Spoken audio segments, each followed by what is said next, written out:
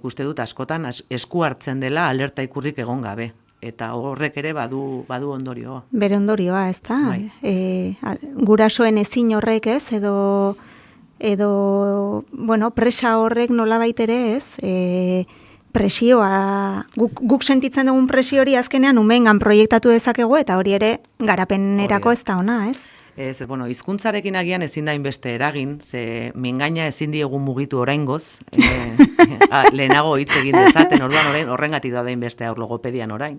Ezin dugulako zuzenean eragin mingainean, ez, fisikoki, hitz egin dezaten, baina mugimenduan adibidez, bai, ez? Oinez ibilearazi edo prest daudenean baino lehenago eseri, eta kontutan izan behar duguna, bai, entrenatzen baditugu egingo dute.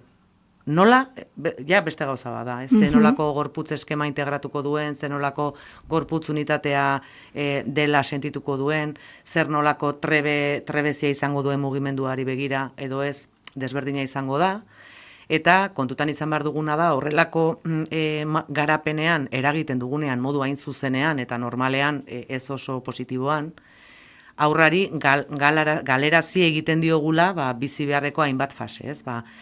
Lurrean egotetik eserita egotera badaude tarteko postura batzuk, tarteko mugimendu batzuk garrantzitsua dela garunaren garapenerako eman daitezen, ez? Asiren eskutik, Hasi ez ziren non edo non bideo podcasta. Hasiera eta heziketa gaiak hizpide gurasoentzat.